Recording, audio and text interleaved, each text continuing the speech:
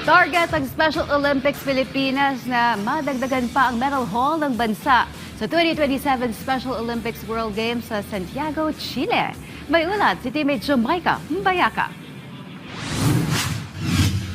Target ng Special Olympics Pilipinas na higitan ng kasalukuyang 99 medals ng bansa sa Special Olympics World Games sa pagsabak nito sa 2027 edition sa Santiago, Chile. Bilang paghahanda, higit 100 mga atletang may intellectual at developmental disabilities ang lumahok sa isang national competition sa swimming na nagsilbi ring qualifier para sa World Games. Mula sa 16 na kasaping club sa buong bansa, pipiliin ang mga atletang bubuo sa national team. Sa swimming, ongoing ang assessment sa tigi-isang lalaki at babae ang ipapadala ng Pilipinas. Target din ng koponan na masundan ng gintong medalya na napanalunan ni Princess Garcia sa 2023 Special Olympics World Games sa Berlin, Germany.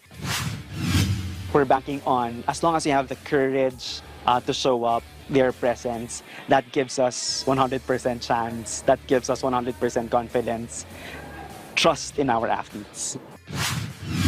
Bukod sa swimming, inaasahan din ang magandang pagganap ng bansa sa basketball, gymnastics, dance sport, athletics at iba pang sports events. We'll also have qualifiers for dance sports that's going to happen in August 30 with Kids Groove TV at Glorieta Activity Center.